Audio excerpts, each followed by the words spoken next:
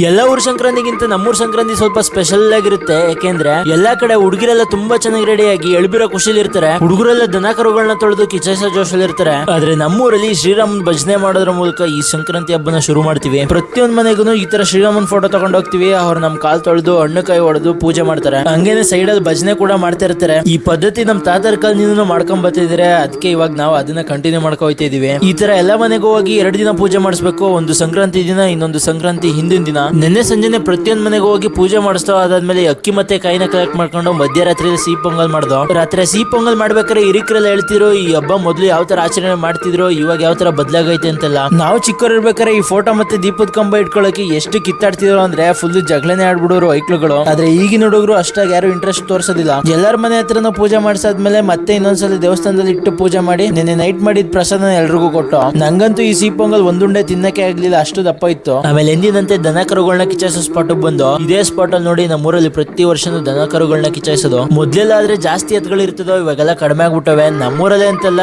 ಎಲ್ಲಾ ಊರುಗಳಲ್ಲೂ ಈಗ ಎತ್ಗಳು ನೋಡೋದೇ ಕಮ್ಮಿ. ನಾವು ಎಲ್ಲಾ ಎತ್ಗಳು ಚೆನ್ನಾಗೇ ಹರಿದು, ಅದ್ರಲ್ಲೂ ನಮ್ಮೂರಿನ ಬಸಪ್ಪ ಬೆಂಕಿಲಿ ಒಳ್ಳೆ ಗೂಳಿ ತರ ಹರ್ತು. ದನ ಕರುಗಳನ್ನ ಈ ಬೆಂಕಿಲಿ ಹಾರ್ಸೋದಿಕ್ಕೆ ಏನೋ ಒಂದ್ ಕಾರಣ ಐತೆ. ಅದೇನು ಅಂತ ಕಾಮೆಂಟ್ ಮಾಡಿ. ಮುಂದಿನ ವಿಡಿಯೋದಲ್ಲಿ ಸಿಗ್ತೀನಿ. ಬಾಯ್.